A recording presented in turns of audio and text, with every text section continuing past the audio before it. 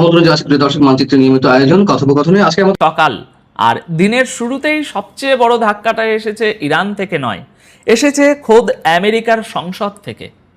একজন মার্কিন সেনেটর সরাসরি বলে দিয়েছেন ডোনাল্ড ট্রাম্প ইরানের সঙ্গে এই যুদ্ধটা হেরে বসে আছেন, আর যুদ্ধ যত লম্বা হবে আমেরিকা তত দুর্বল হবে, ইরান তত শক্তিশালী। অন্যদিকে ইরান বলছে তারা এখন শুধু নতুন অস্ত্র বানাচ্ছে না, গোটা অস্ত্র বানানোর ব্যবস্থাটাই বদলে ফেলছে। আর পেন্টাগন নিজের অস্ত্র কারখানাগুলোকে হুকুম দিয়েছে উৎপাদন আরও বাড়াও। এই সবকটা খবর একসঙ্গে রাখলে একটা ছবি তৈরি হয়। আজ সেই ছবিটাই এক এক করে আপনাদের দেখাবো। দর্শক বন্ধুরা, প্রথম খবর, হারের স্বীকারোক্তি বেরিয়ে এলো আমেরিকার নিজের সংসদ থেকেই। গতকাল 10ই আগস্ট রাতে প্রকাশিত খবর অনুযায়ী আমেরিকার ডেমোক্রেট সেনেটর ক্রিস মার্ফি একটি সাক্ষাৎকারে বলেছেন, এই যুদ্ধে আমেরিকা দুর্বল হচ্ছে আর ইরান আগের চেয়ে শক্তিশালী হয়ে উঠছে। তিনি বলেছেন যুদ্ধটা এবার শেষ করা দরকার, কারণ প্রতিটা দিন পেরোনোর সঙ্গে সঙ্গে আমেরিকার ক্ষতি হচ্ছে আর ইরানের অবস্থান মজবুত হচ্ছে। মার্ফি এমন একটা কথাও বলেছেন যেটা একজন মার্কিন সেনেটরের মুখে শোনা সহজ নয়। তিনি বলেছেন যুদ্ধ থামাতে আর হরমুজ প্রণালী খুলতে তিনি একটা খারাপ চুক্তি মেনে নিতেও রাজি আছেন। মার্ফির যুক্তি, এই যুদ্ধ চালিয়ে যাওয়ার দাম এখন অনেক বেশি হয়ে গেছে। কেন বেশি সেটাও তিনি বুঝিয়ে দিয়েছেন। মানে তার কথায় আমেরিকার সাধারণ মানুষ এখন বাড়তে থাকা জিনিসপত্রের দামের বোঝা টানছে। হরমুজ বন্ধ থাকায় তেল এবং অন্যান্য জিনিসের দাম একটানা বেড়েই চলেছে, এ তো আপনারা জানেন। আর সবচেয়ে গুরুত্বপূর্ণ কথাটা এবার শুনুন। মার্ফি বলেছেন যুদ্ধ চালিয়ে যাওয়ার জন্য কংগ্রেসে যদি আবার নতুন করে টাকা মঞ্জুর করার প্রস্তাব আসে তিনি তার ঘোর বিরোধিতা করবেন। তবে দেখুন, এখানে একটা কথা একটু বলে রাখি, এটা একজন সেনেটরের বক্তব্য, গোটা আমেরিকার সরকারি অবস্থান নয়। মার্ফি হলেন জো বাইডেনের দল ডেমোক্রেটের লোক, অর্থাৎ এখন বিরোধী পক্ষে আছেন। তবে একটা পুরনো কথা আছে, কোনো দেশের অসুবিধা বা হার বুঝতে হলে সেই দেশের বিরোধী পক্ষের কথা শুনতে হয়। আর এই বক্তব্য এমন এক সময়ে এসেছে যখন ডোনাল্ড ট্রাম্প লাগাতার দুনিয়াকে এটাই বোঝানোর চেষ্টা করছেন যে আমেরিকা তার লক্ষ্য হাসিল করে ফেলেছে এবং ইরানের বিরুদ্ধে জয়ের দিকেই এগোচ্ছে। অথচ আজ সেই আমেরিকারই সংসদ থেকে একেবারে উল্টো একটা আওয়াজ শোনা যাচ্ছে, যা আমি এক্ষুনি আপনাদেরকে শোনালাম। ট্রাম্প বলছেন আমেরিকা জিতছে, আর তার দেশেরই একজন সেনেটর বলছেন আমেরিকা দুর্বল হচ্ছে, ইরান মজবুত হচ্ছে। তাহলে এখন দুনিয়া কার কথা মানবে, ট্রাম্পের নাকি আমেরিকার নিজের সেনেটরের? দর্শক বন্ধুরা, আজকের দ্বিতীয় খবর, ইরান অস্ত্র বদলাচ্ছে না, অস্ত্র বানানোর গোটা ব্যবস্থাটাই বদলে ফেলছে। এই যুদ্ধে ইরান তার অস্ত্র দিয়ে আমেরিকা সহ গোটা দুনিয়াকে অনেক কিছুই দেখিয়েছে, কিন্তু ইরানের সাম্প্রতিক বক্তব্য বলছে তারা পুরনো অস্ত্রকে একটু ভালো বানিয়ে সন্তুষ্ট থাকতে চাইছে না। তেহরানের ইঙ্গিত পরিষ্কার, তারা যুদ্ধকে শেষ হয়ে গেছে ধরে নিয়ে বসে থাকছে না, বরং সামনে যদি নতুন কোনো সংঘাত আসে তার প্রস্তুতি তারা এখন থেকেই শুরু করে দিয়েছে। ইরানের প্রতিরক্ষা মন্ত্রী ব্রিগেডিয়ার জেনারেল মজিদ ইবনে আল রেজা বলেছেন ইরানের প্রতিরক্ষা শিল্প এই মুহূর্তে একটা বড় বদলের সময়ের মধ্যে দিয়ে যাচ্ছে। তিনি বলেছেন উদ্দেশ্যটা শুধু নতুন মিসাইল বা ড্রোন বানানো নয়, উদ্দেশ্য হলো অস্ত্র বানানোর গোটা সিস্টেমটাকেই বদলে ফেলা। এর মধ্যে কি কি থাকছে সেটাও তিনি বলেছেন। নতুন প্রযুক্তি, দ্রুত উৎপাদন, কম খরচে বেশি অস্ত্র তৈরি, আর যুদ্ধের যখন যেমন প্রয়োজন তখন তেমন অস্ত্র সঙ্গে সঙ্গে বানিয়ে ফেলার ক্ষমতা। ইরানের প্রতিরক্ষা মন্ত্রীর বক্তব্য অনুযায়ী এই বদলের মধ্যে অস্ত্রের নকশা, প্রযুক্তি পরিচালনা, প্রতিরক্ষা বাজেট এবং ইরানের নিজস্ব জ্ঞানভিত্তিক কোম্পানিগুলোর ভূমিকাও যুক্ত রয়েছে। জ্ঞানভিত্তিক কোম্পানি মানে সহজ কথায় হলো ওই গবেষণা আর প্রযুক্তির উপর দাঁড়িয়ে থাকা নিজস্ব দেশীয় প্রতিষ্ঠান। অর্থাৎ ইরান এমন একটা প্রতিরক্ষা ব্যবস্থা তৈরি করতে চাইছে যেটা কম সময়ে, কম খরচে এবং বড় সংখ্যায় এমন অস্ত্র বানাতে পারবে যা সরাসরি যুদ্ধের ময়দানের চাহিদা অনুযায়ী কাজে লাগানো যায়।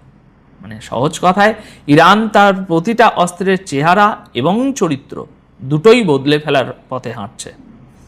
দর্শক বন্ধুরা, এবার আসি সেই খবরে যেটা আমেরিকার দিক থেকে সবচেয়ে অস্বস্তিকর। ইরানের সঙ্গে যুদ্ধের মাঝে আমেরিকার অস্ত্র ভাণ্ডার নিয়ে যে প্রশ্নগুলো উঠছিল সেগুলো এখন আরও গম্ভীর হয়ে গেছে। কারণ পেন্টাগন নিজের প্রতিরক্ষা শিল্পকে অস্ত্র উৎপাদন বাড়ানোর নির্দেশ দিয়েছে। আমেরিকা এখন তার কমে আসা গোলাবারুদের ভাণ্ডার আবার ভরার চেষ্টা করছে। আর পেন্টাগন নিজেই মানছে যে অস্ত্রের সরবরাহ দ্রুত করাটা এই মুহূর্তে তাদের সবচেয়ে বড় প্রয়োজন হয়ে দাঁড়িয়েছে। দেখুন, এখানে একটা কথা মনে রাখতে হবে, আমেরিকার সামনে শুধু ইরান নেই, আরও অনেক প্রতিপক্ষ আছে। রিপোর্ট অনুযায়ী ইরানের সঙ্গে গত কয়েক মাস ধরে চলা এই যুদ্ধে আমেরিকার বেশ কিছু গুরুত্বপূর্ণ অস্ত্র ব্যবহার হয়ে গেছে। তারপরেই সেই ভাণ্ডার আবার ভরার এই প্রয়োজন পড়ছে। আল জাজিরা শিরোনামও এই একই কথা বলছে। আমেরিকা খুব দ্রুততার সঙ্গে তার অস্ত্র ভাণ্ডার ভরার কাজ শুরু করে দিয়েছে। তাদের অস্ত্র কারখানাগুলো এখন প্রতি মিনিটে নতুন অস্ত্র বার করছে। চাপ শুধু মধ্যপ্রাচ্যে থেমে নেই। এই একই বিষয়ে ইরানের প্রেস টিভির 10ই আগস্টের রিপোর্টটাও গুরুত্বপূর্ণ। সেখানে দাবি করা হয়েছে ইরানের সঙ্গে যুদ্ধ আমেরিকার অস্ত্র ভাণ্ডারকে এমন একটা জায়গায় নামিয়ে এনেছে যা খোদ মার্কিন প্রতিরক্ষা ব্যবস্থার ভিতরেই দুশ্চিন্তা বাড়িয়ে দিয়েছে। প্রেস টিভি তাদের ভিত্তি হিসাবে দ্য নিউ ইয়র্ক টাইমসের একটা প্রতিবেদনের কথা উল্লেখ করেছে। সেখানে লেখা হয়েছে ইরানের সঙ্গে দীর্ঘ সংঘাতে আমেরিকা হাজার হাজার দামি প্রিসিশন মিসাইল খরচ করে ফেলেছে। প্রিসিশন মিসাইল মানে যেগুলো নির্দিষ্ট লক্ষ্যে নিখুঁতভাবে আঘাত করে। পাশাপাশি তাদের আকাশ প্রতিরক্ষার অস্ত্রের ভাণ্ডারের উপরেও যথেষ্ট চাপ পড়েছে। আর এই কারণেই পেন্টাগনের ভিতরে অস্ত্র ভাণ্ডার নিয়ে উদ্বেগ বেড়ে গেছে। কিন্তু এখানেই বিষয়টা শেষ হচ্ছে না। প্রেস টিভির দাবি অনুযায়ী এই যুদ্ধের প্রভাব শুধু মধ্যপ্রাচ্যেই আটকে থাকেনি। আমেরিকাকে ইউরোপ এবং এশিয়া থেকে তাদের জাহাজ, যুদ্ধবিমান এবং আকাশ প্রতিরক্ষা ইউনিট মধ্যপ্রাচ্যের দিকে পাঠাতে হয়েছে। এর মানেটা একটু বুঝুন। যখন বিপুল পরিমাণ অস্ত্র আর সামরিক সম্পদ একটাই অঞ্চলে জড়ো করা হয়, তখন অন্য অঞ্চলে আমেরিকার সামরিক শক্তির উপর বেশ টান পড়ে। রিপোর্টে আরও বলা হয়েছে এই গোটা সংঘাতের প্রভাব পড়ছে সামরিক সরঞ্জামের মেরামতি, সরবরাহ ব্যবস্থা, এমনকি সৈন্যদের মনোবলের উপরেও। তাহলে দাঁড়াচ্ছেটা কি? ইরান তার অস্ত্র ব্যবস্থাকে নতুন চেহারা দিচ্ছে। অস্ত্র নিশ্চয়ই তারও কম পড়েছে, কিন্তু আমেরিকার ঘাটতি আরও অনেক বেশি, আর ক্ষতিও অনেক বড়। যুদ্ধ দুপক্ষের জন্যই লোকসান নিয়ে এসেছে। তবে এইসব রিপোর্ট যদি সত্যি হয় তাহলে আমেরিকার লোকসানটাই বেশি। আচ্ছা, এবার আসি সেই খবরে যেটা আগামী কয়েকদিনে গোটা ছবিটাই বদলে দিতে পারে। আমেরিকা ইরানের বিরুদ্ধে নতুন যুদ্ধ শুরু করা থেকে পিছিয়ে আসছে, কিন্তু ইসরায়েল একাই ইরানের উপরে হামলার প্রস্তুতি নিচ্ছে বলে খবর আসছে। ইসরায়েলের চ্যানেল 13 তাদের একটি রিপোর্ট দুনিয়ার নানা সংবাদ মাধ্যম তুলে ধরেছে। সেই রিপোর্ট অনুযায়ী ডোনাল্ড ট্রাম্প আপাতত ইরানের উপর নতুন করে হামলা না করার সিদ্ধান্ত নিয়েছেন। আর সেই কারণেই ইসরায়েলি সেনাবাহিনী এখন আমেরিকাকে ছাড়াই একা পদক্ষেপ নেওয়ার প্রস্তুতি নিচ্ছে। রিপোর্টে বলা হয়েছে মার্কিন চিফ অফ স্টাফের তরফ থেকে যে মত এসেছে তা হলো ইরানের বিরুদ্ধে নতুন একটা সামরিক অভিযান শুরু করে আপাতত কোনো লাভ নেই। আর এই ভাবনাটা বেঞ্জামিন নেতানিয়াহুর ভাবনার সঙ্গে একেবারেই মিলছে না। কারণ নেতানিয়াহু এখনও চান ইরানের পরমাণু কর্মসূচি যেন আর কখনো দাঁড়ানোর সুযোগ না পায়। তিনি চান তার উপর জোরালো বোমা বর্ষণ হোক। এই কারণেই ইসরায়েলি সেনাবাহিনী অর্থাৎ আইডিএফ এমন একটা পরিস্থিতির জন্যও তৈরি হচ্ছে যেখানে আমেরিকা তাদের সঙ্গে থাকবে না, আর ইরানের বিরুদ্ধে তাদের একাই যেতে হবে। এই খবরটা কেন এত গুরুত্বপূর্ণ সেটা একটু বুঝুন। কারণ ইরানকে নিয়ে আমেরিকা আর ইসরায়েলের ভাবনার মধ্যে ফারাকটা এখন স্পষ্ট হয়ে যাচ্ছে। আমেরিকা এই যুদ্ধ থেকে বেরিয়ে আসতে চাইছে, আর ইসরায়েল চাইছে আমেরিকা আরও জড়িয়ে থাকুক, যাতে তাদের নিজেদের লক্ষ্যগুলো পূরণ হয়। একদিকে ট্রাম্প আলোচনা আর চাপের মধ্যে দিয়ে বিষয়টা শেষ করার দিকে এগোচ্ছেন বলে মনে হচ্ছে। অন্যদিকে নেতানিয়াহু সামরিক পদক্ষেপের রাস্তাটা খোলা রাখতে চাইছেন। আর ঠিক এখান থেকেই সবচেয়ে বড় ঝুঁকিটা তৈরি হচ্ছে। কারণ ইসরায়েল যদি আমেরিকাকে ছাড়াই ইরানের উপরে হামলার সিদ্ধান্ত নেয়, তাহলে সেটা শুধু ইরান আর ইসরায়েলের যুদ্ধ হয়ে থাকবে না, আমেরিকার উপরেও আবার এই সংঘাতে ঢুকে পড়ার চাপ বাড়তে পারে। তাহলে সবচেয়ে বড় প্রশ্নটা কি? ট্রাম্পের সিদ্ধান্ত সত্ত্বেও নেতানিয়াহু কি ইরানের বিরুদ্ধে একা যাওয়ার ঝুঁকি নেবেন? সেই সাহসটা কি তিনি জোগাড় করতে পারবেন? কারণ আমেরিকাকে সঙ্গে নিয়েও তো তাদের আকাশ প্রতিরক্ষা ব্যবস্থা তেল আবিবকে বাঁচাতে পারেনি। তাহলে নেতানিয়াহু কি করবেন, বিশেষ করে একা? ঝুঁকিটা নেবেন, নাকি আমেরিকার সবুজ সংকেত না পেলে ইসরায়েল নিজের পা টেনে নেবে? সেটা আমরা সামনের দিনগুলোতে দেখব। আচ্ছা, এবার আপনাদের একটা প্রশ্নের উত্তর দিই। অনেকেরই মনে একটা খটকা তৈরি হতে পারে। কেউ কেউ হয়তো এই প্রতিবেদনটা দেখার পর বলবেন, একটু আগেই তো ভাই বললেন যে দুপক্ষই দ্রুত অস্ত্র বানাচ্ছে, আর এখন বলছেন আমেরিকা লড়তে চাইছে না। এই দুটো কি একসঙ্গে হয়? হ্যাঁ, হয়। যুদ্ধের সময় দুই ধরনের খবরই আসে। আর আমেরিকা ইরানের মধ্যে যদি ধরুন আজই যদি কোনো মীমাংসা হয়ে যায়, যুদ্ধ বন্ধও হয়ে যায়, তাহলেও দুই পক্ষের যে অস্ত্রভাণ্ডার খালি হয়েছে সেটা কি তারা ভরবে না? কাল কি হবে কেউ জানে না। আর আমেরিকার সবচেয়ে বড় জেনারেল ড্যান কেইন নিজেই ইঙ্গিত দিচ্ছেন যে তারা এই যুদ্ধ থেকে বেরিয়ে আসতে চান। এই ইঙ্গিতের মানেটা কি সেটা আপনারা নিজেরাই ভেবে দেখুন।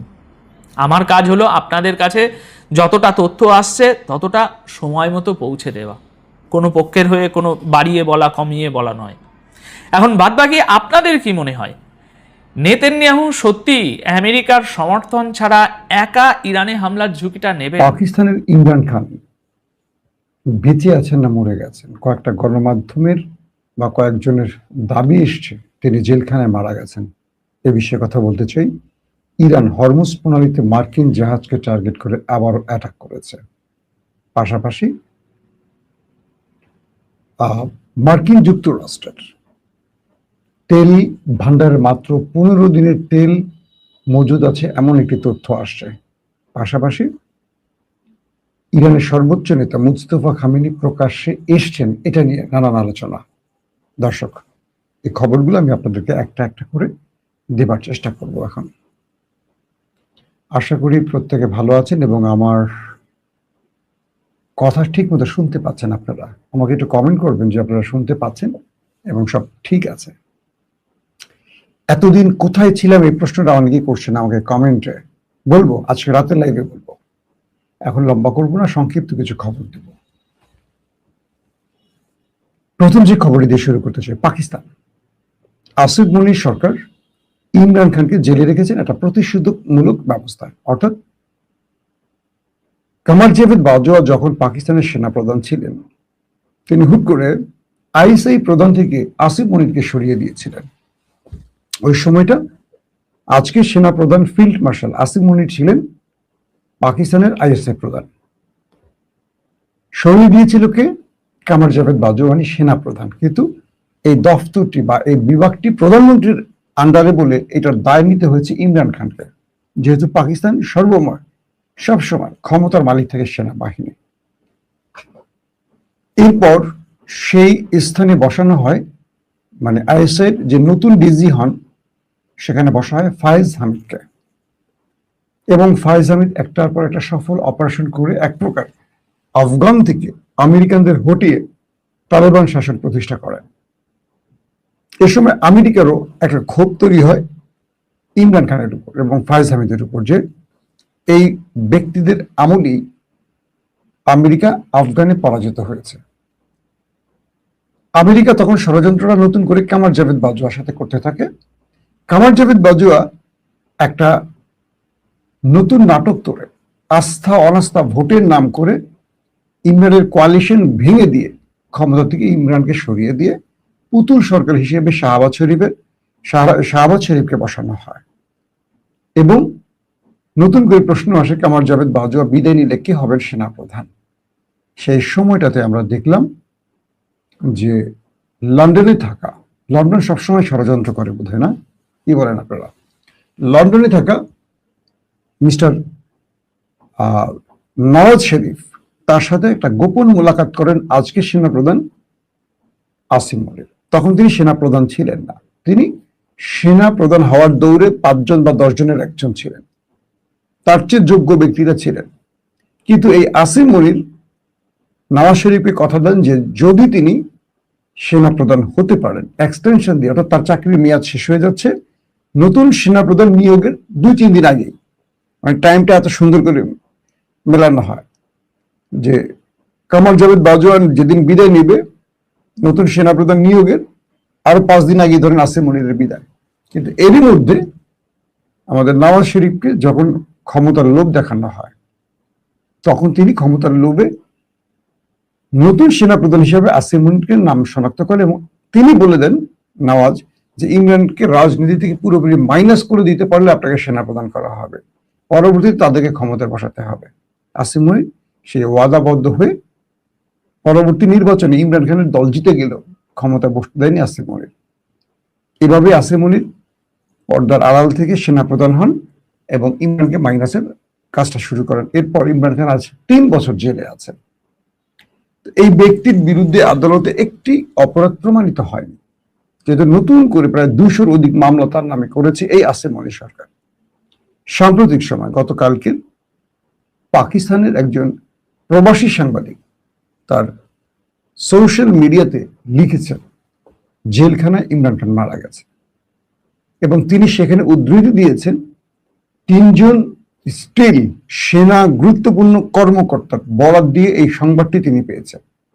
অর্থাৎ পাকিস্তান সেনাবাহিনীর 3 জন গুরুত্বপূর্ণ ব্যক্তির বক্তব্য যে ইমরান খান জেলে মারা গেছেন, এই তথ্যটি ওই সাংবাদিক প্রবাসে বসে পেয়ে তিনি তার সোশ্যাল মিডিয়ায় লিখেছেন এবং তার এই বক্তব্য ধরে পাকিস্তানের সবচেয়ে জনপ্রিয় সাংবাদিক যিনি এই মুহূর্তে, ইমরান রিয়াজ খান, যিনি বারবার জেলে গেছেন এই ফ্যাসিস্ট সরকারের বিরুদ্ধে লিখতে গিয়ে, কথা বলতে গিয়ে, তিনিও এই বক্তব্যটি দিয়েছেন তার রেফারেন্স ধরে যে প্রবাসী সাংবাদিক দাবি করছেন জেলখানায় ইমরান খান মারা গেছেন এবং ইমরান খানকে তার পরিবারের সাথে আজকে অনেকদিন কোনো প্রকার দেখা করতে দেয়া হচ্ছে না, কোনোভাবে দেখা করতে দেয়া হচ্ছে না।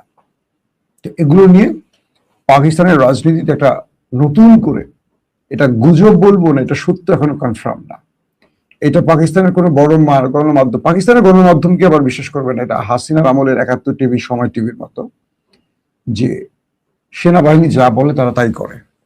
মানে এরা সেনা পালিত সাংবাদিক, আগে ছিল হাসিনা পালিত সাংবাদিক আর পাকিস্তানের সেনা পালিত সাংবাদিক। ওইখানে সাংবাদিকতা যারা করতে চান তারা দেশ থেকে পালিয়ে যান অথবা তাদেরকে বারবার জেলে যেতে হয়। তো এখন ইমরান খান যদি মারা যান, পুরো পাকিস্তানে কি ঘটতে পারে যদি এই সংবাদটি সত্য হয়? এমনও হতে পারে যে সেনাবাহিনীর কোনো কর্মকর্তারা এরকম তথ্য প্রচার করে দেখতে চান মানুষের পালস কোন দিকে যায়।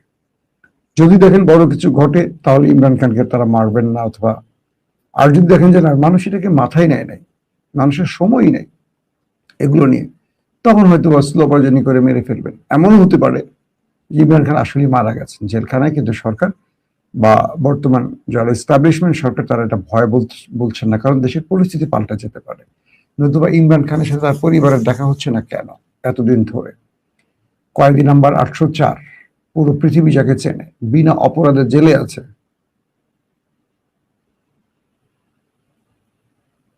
তো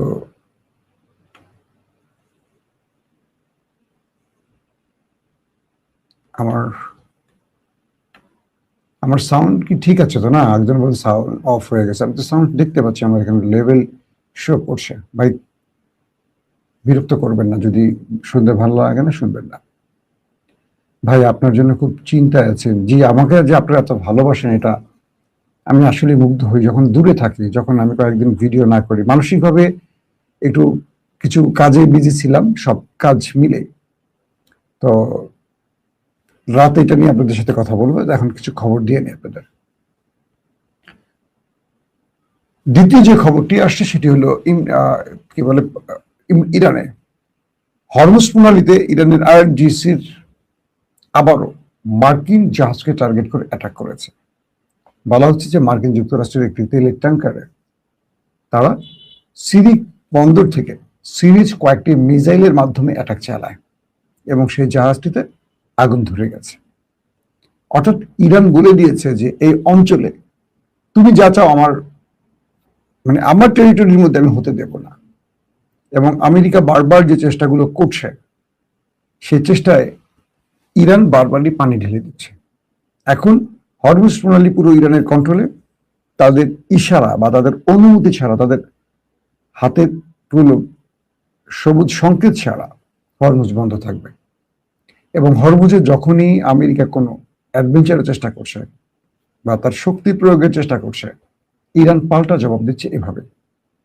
এবং আরো ইন্টারেস্টিং খবর, মার্কিন যুক্তরাষ্ট্রে তার রিজার্ভ তেল আর 15 দিন চলতে পারে, এই তথ্যটি কয়েকটি বড় গণমাধ্যম প্রকাশ করেছে। বলা হচ্ছে যে চীন যেখানে প্রায় 1 বছরের মতো তেল মজুদ রেখেছে, সেখানে আমেরিকায় মাত্র 15 দিনের তেল মজুদ আছে। হরমুজ বন্ধ, বাবুল মান্দাব বন্ধ, বিশ্ববাজারে এই যুদ্ধ পরিস্থিতির জন্য তেলের যে সংকট, মূল্যবৃদ্ধি, সবকিছু মিলে নাকাল এখন আমেরিকা নিজে। যেই ক্রাইসিসটি তারা তৈরি করেছে, সেই ক্রাইসিসে তারা নিজেরা আটকে গেছে। তো এই পরিস্থিতিতে আমেরিকা একটা বড় রকম বিপদে পড়তে পারে। এখন ধন্যবাদ ভাই যে লিখছেন। তো এই অবস্থায় আমেরিকা কি করবে, এটা নিয়ে নতুন পরিকল্পনা, নতুন তোড়জোড় শুরু হয়েছে। কোথায় আবার আমেরিকা থাবা বসাবে? ইরানের সাথে পর্দার আড়ালে যে আলোচনা আমেরিকা করছিল, সেখানে তারা সুবিধা করতে পারছে না, কারণ ইরান তার কূটনীতিতে আমেরিকাকে বারবার পরাজিত করছে, যুদ্ধ কৌশলে পরাজিত করছে। প্রত্যেকটা সাইড দিয়ে ইরান তাদেরকে ভালো পরিমাণ চাপে ফেলে দিয়েছে, মানে ডোনাল্ড ট্রাম্পকে। ইতিমধ্যে ইরানের মেহের নিউজে একটি সংবাদ প্রচার হয়েছে ব্রেকিং আকারে। সেখানে দেখা গেছে মুস্তফা খামেনি তার কয়েকজন অনুসারীকে নিয়ে কথা বলছে, কয়েক সেকেন্ডের একটা ভিডিও, যখন ইসরায়েল বলছে যে মুস্তফা খামেনি মানে এক প্রকার কি বলে এটাকে, কোমায় আছেন, তিনি কোমায় আছেন। আরো কিছু গণমাধ্যম বলছে মুস্তফা খামেনি তার বাবার সাথেই মারা গেছেন। এবং প্রেসিডেন্ট মাসুদ পেজিশকিয়ান তিনি নিজেই নাকি তার সাথে ঠিক মতো দেখা করতে পারছেন না, এমন অভিযোগও আসছে। তো সবকিছুর উত্তর মিলাতে একটি ভিডিও প্রকাশ্যে এসছে, আর সেটি হলো তিনি কোন একটি গোপন জায়গায় বা কোন একটি জায়গায় বসে সুস্থভাবে তার সেই পোশাক পরা, যেভাবে তিনি পোশাক পরেন সেইভাবেই তিনি বসে আছেন এবং কয়েকজন অনুসারীর সাথে হাত নেড়ে কথা বলছেন।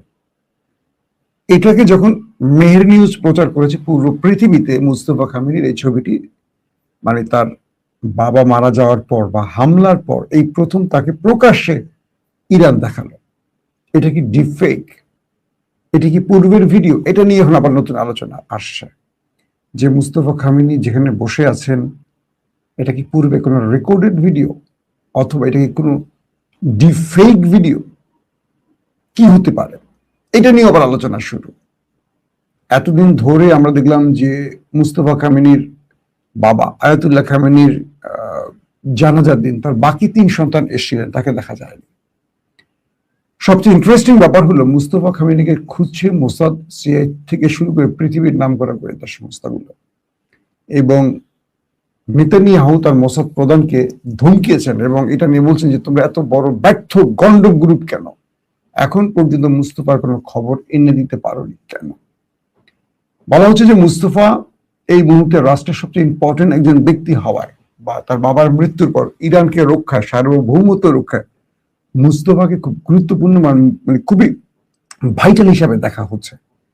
তো ইরান যদি এই মুহূর্তে মুস্তফাকে মেরে কি বলে ইসরায়েল বা আমেরিকা যদি এই মুহূর্তে তাকে মেরে ফেলতে পারে, তাহলে ইরানের গেম ওভার হয়ে যাবে। এটা তাদের পশ্চিমা দুনিয়ার মানে কি বলবো যুদ্ধ কৌশলের একটা পার্ট হিসাবে তারা বলছে। তো ইরান এটাকে দেখছে যে তাদের দেশের সার্বভৌমত্ব রক্ষা, স্বাধীনতা রক্ষা, জনগণের ঐক্য ধরে রাখার জন্য একটা দাঙ্গা বা একটা বিধ্বস্ত পরিবেশ থেকে ইরানকে রক্ষা করতে হলে সব মিলে একটা কি বলবো 1000 বছরের ঐতিহাসিক পারস্য ইরানকে ধরে রাখতে হলে একটা নির্দিষ্ট ব্যক্তিকে তার আঙুলের ইশারার মাধ্যমে বাঁচিয়ে রাখতে হয়, যেটা আয়াতুল্লাহ আলী খামেনি করেছেন। তো এই জন্য ইরান তার ব্যাপারে সর্বোচ্চ সতর্ক আছে, এবং বলা হচ্ছে যে ইরান বা আইআরজিসি, ইরানের যে মিলিটারি স্টাবলিশমেন্ট, তারা যে কোনো মূল্যে মুস্তফাকে রক্ষার জন্য তাকে একেবারে সর্বোচ্চ গোপনীয় স্থানে রেখেছে, যার সাথে কারো যোগাযোগ ব্যবস্থা নেই। একদম নির্দিষ্ট কয়েকজন ব্যক্তির সাথে তার যোগাযোগ রেখেছেন, যাদের সাথে অন্য কারোর যোগাযোগ থাকবে না। তো মোসাদ, সিআইএ তাদের তাদের সব রকম প্রযুক্তি ব্যবহার করে এখন পর্যন্ত মুস্তফার কোনো হদিস মেলাতে পারছেন না, কারণ তাদের টার্গেট মুস্তফাকে শেষ করে দিলেই ইরানের খেলা শেষ। আর ইরান জানে তাকে এই মুহূর্তে বাঁচিয়ে রাখাটা খুবই গুরুত্বপূর্ণ, তাই তাকে প্রকাশ্যে আনছে না। তবে এটাও ঠিক, আমেরিকা বা ইসরায়েল বা পশ্চিমা দুনিয়ার গণমাধ্যমগুলো তাকে মৃত্যুর গুজব ছড়াচ্ছে একটা কারণে, যাতে তিনি একবার প্রকাশ্যে এসে জনগণকে আশ্বস্ত করতে গিয়ে ধরা পড়ে যান। বুঝতে পারছেন হয়তো আপনারা, গণমাধ্যমগুলো এমন ভাবে সংবাদ প্রচার করবে ওদের পশ্চিমা দুনিয়ার, যাতে করে ইরান বা ইরানের রাষ্ট্র বা আইআরজিসি বা মুস্তফা নিজেই প্রকাশ্যে আসবেন জনগণকে দেখাতে। তো তারা এই উপস্থিতিটাকে টার্গেট করে প্রযুক্তিগতভাবে যে কোনোভাবেই তার অবস্থান শনাক্ত করে সেখানে আক্রমণ করতে চায় তারা। কিন্তু ইরান এই ফাঁদে পা দিচ্ছে না। তো ফাঁদে পা না দেওয়ার কারণে মোসাদ বা সিআইএ তার অবস্থানও জানতে পারছেন না, তাই তারা মাঝে মাঝে গণমাধ্যমে এই অতিরঞ্জিত খবরগুলো প্রকাশ করছে। এটা হলো ইরানের বক্তব্য। তবে নতুন করে তিনি যে একটা ভিডিওর মাধ্যমে আবার হাজির হয়েছেন, এটা যদি সত্য হয় তাহলে বলতে হবে আমেরিকা ইসরায়েলের জন্য আবারও কাঁপন ধরে যাবে, কারণ সেই ভিডিওতে মুস্তফাকে পূর্ণাঙ্গ সুস্থ রূপে দেখা গেছে। দর্শক, আজকের মতো বিদায় নিচ্ছি।